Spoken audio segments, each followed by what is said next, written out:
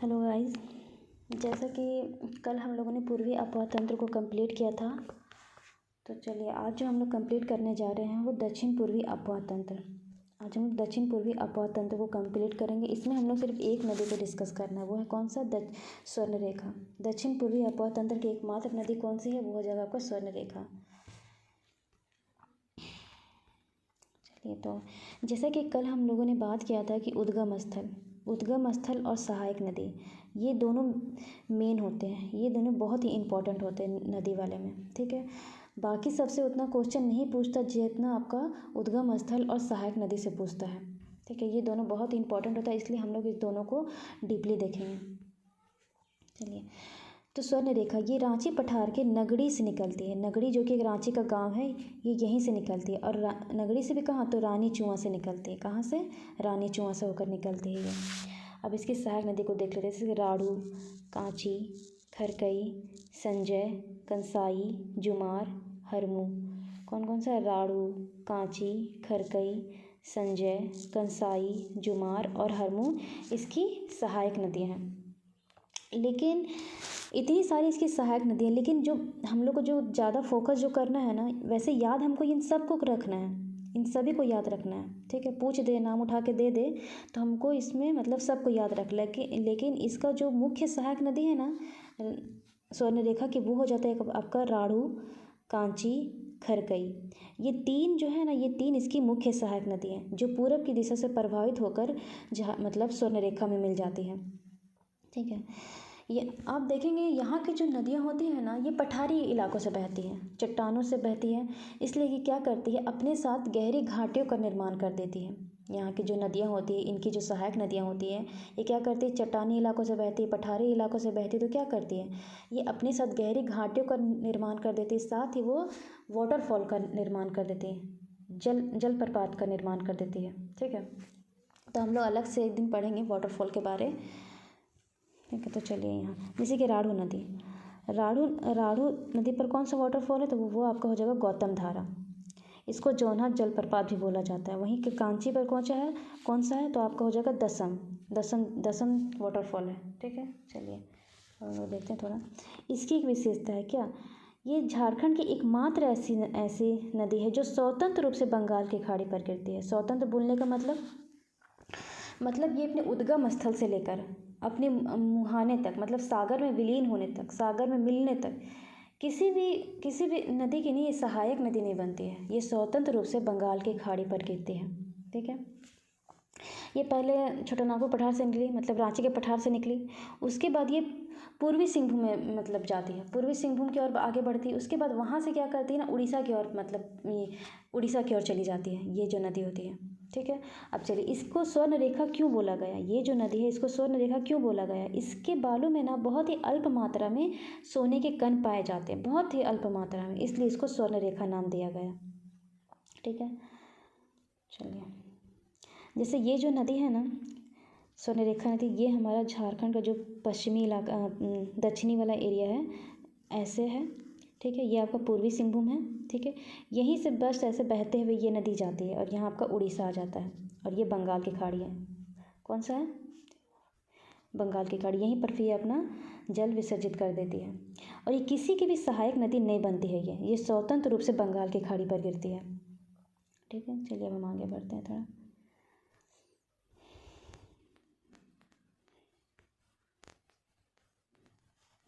अब देखिए, स्वर्ण रेखा नदी घाटी परियोजना। कौन सी परियोजना? स्वर्ण रेखा नदी घाटी परियोजना। वैसे हम लोग नदी की जितनी भी ये है ना परियोजना, जितनी भी परियोजना है, हम लोग इसको अलग से पढ़ेंगे एक दिन।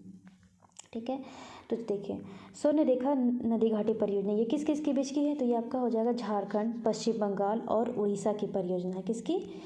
उड़ीसा की। झारखंड, पश्चिम बंगाल और उड़ीसा की संयुक्त परियोजना है। और इसका संचालन कौन कर रहा है? इसका जो संचालन कर रहा है विश्व बैंक।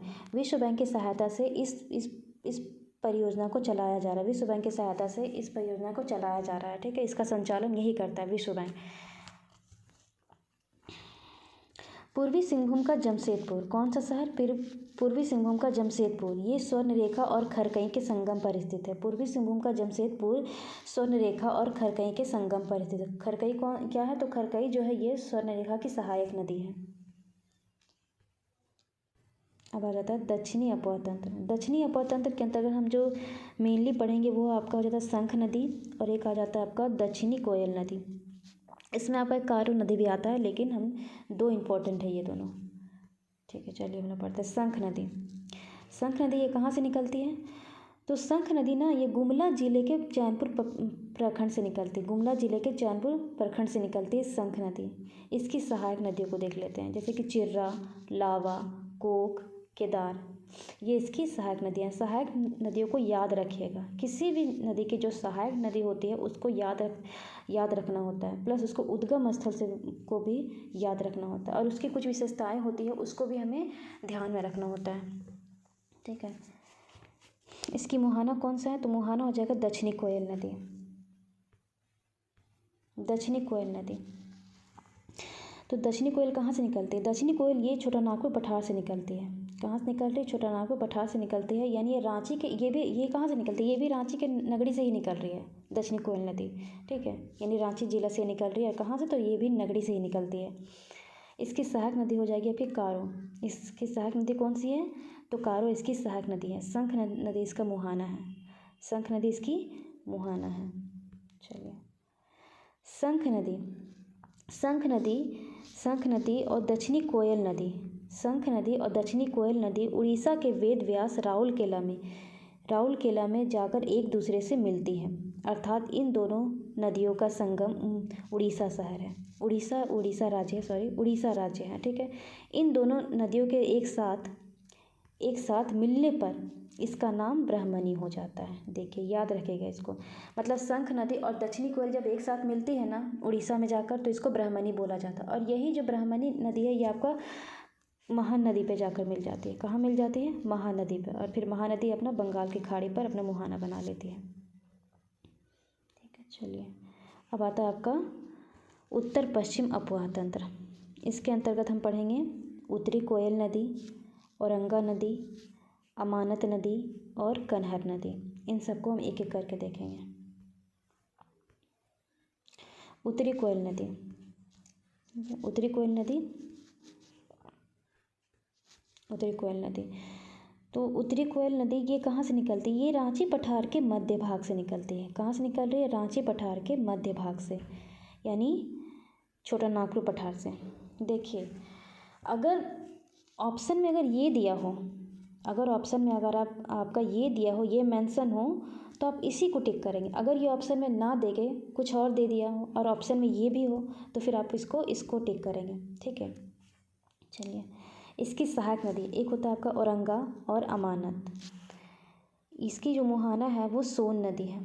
सोन नदी तो जानते हैं झारखंड की एकमात्र नदी है जिसमें मतलब सालों भर पानी रहता है, जबकि झारखंड की जितनी भी नदियाँ हैं सब बरसाती है, सब वर्षा के जल पर निर्भर करती है। जबकि सोन नदी के अतिरिक्त सोन नदी ऐसा नहीं करती है। इस पर वर्षा के मतलब इसमें गर्मी में पानी रहता है। बाकी सब जो नदियाँ होती हैं इसमें गर्मी में पानी नहीं रहता है, काफ़ी सूख जाता है। अब बता औरंगा नदी। औरंगा नदी उद्गम स्थल कहाँ है? तो इसका तो ये लोहरदगा के किस्को प्रखंड। कहाँ से? लोहरदगा के किस्को प्रखंड में एक जगह है, एक गांव का नाम है उलदाग से निकलती है। ठीक है, लोहरदगा के किस्को प्रखंड उलदाग गांव के उत्तरी भाग से निकलती है। तो जैसा कि हम लोग ऊपर बात किए थे कि छोटा नागपुर पठार अगर ऑप्शन में दिया हो किसी भी क्वेश्चन में, अगर उसका मतलब जो मेन आंसर है वो अगर ना दे के छोटा नागपुर अगर दे दिया हो, तो फिर हम उसको छोटा नागपुर को ही टिक करेंगे। यहाँ भी देखिए, अगर ये दिया हो तो इसी को टिक करेंगे, अगर ये ना हो तो फिर हम इसको टिक करेंगे। चलिए, सहायक नदी घाघरी, धाधरी, गोवा नाला और सुकरी है। 4 इसकी सहायक नदियाँ हैं। इसकी मुहाना है उत्तरी कोयल नदी। मुहाना कौन सी है? उत्तरी कोयल नदी। अब आता है अमानत नदी। अमानत नदी ये चतरा जिले से होकर निकलती है। कहाँ से निकल रही? चतरा जिले से। और चतरा जिले का स्थापना कब हो? 1991 में। और बोकारो और गढ़वा का भी स्थापना 1991 में हुआ। इन तीनों जो शहर है ना, इसकी स्थापना, तीनों जो ज़िले हैं इसकी स्थापना जो हुई वो 1991 में ही हुई है। अब इसके सहायक नदियों को हम देख लेते हैं। जिंजोई, मायला, सलही, जमुनिया, खैरा, चाको, लास्ट आपका एक है पाटम। ये इसकी सहायक नदियाँ हैं। ठीक है, कौन कौन सी? जिंजोई, मायला, सलही, जमुनिया, खैरा, चाको और पाटम। मुहाना इसकी उत्तरी कोयल नदी है। ठीक है, तो देखिए हम थोड़ा सा इस मैप को देखते हैं। देखिए ये आपकी कौन सी नदी है?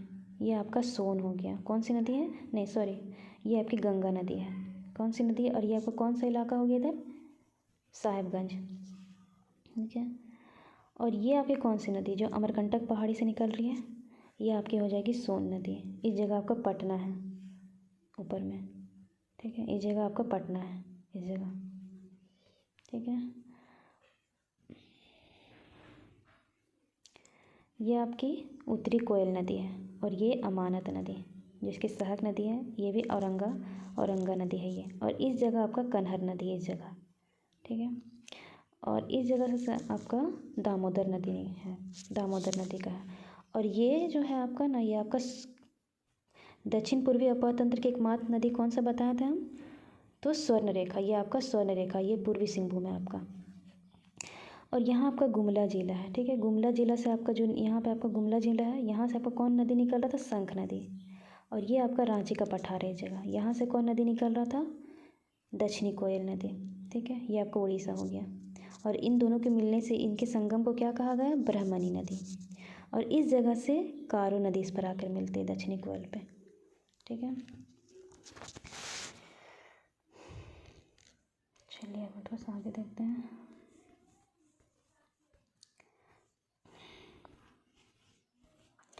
कन्हर नदी।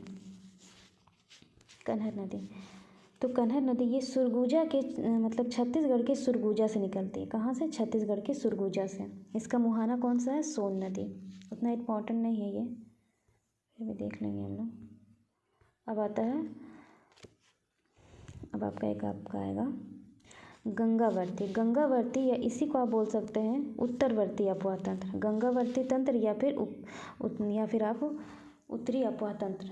ठीक है, चलिए इसके अंतर्गत हम जैसे पुनपुन को पढ़ेंगे, जैसे सोन हो गया, पुनपुन हो गया, फल्गु हो गया और सकरी को पढ़ेंगे। इसमें इन 4 नदियों को डिस्कस करेंगे हम इसमें। गंगावर्ती नदी में सोन नदी। सोन नदी कहाँ से निकलती है? तो सोन नदी जो है ये मैकाल पर्वत के अमरकंटक पहाड़ी से निकलती है। मैकाल पर्वत के अमरकंटक पहाड़ी से निकलती है ये। मध्य प्रदेश वाले इलाके से निकलती है, ये एमपी से निकलती है। इसके सहायक नदी कौन कौन सा है? उत्तरी कोयल और कन्हर। उत्तरी कोयल और कन्हर इसकी सहायक नदियाँ। इसकी मुहाना कौन सा? तो ये पटना के निकट गंगा से जाकर मिल जाती है। कब? कहाँ पे जाकर? तो पटना के निकट ये गंगा से मिल जाती है। चलिए, तो आज हम लोग अपना टॉपिक यहीं तक रखते हैं। कल हम लोग का नदी वाला टॉपिक पूरा ख़त्म हो जाएगा। ठीक है।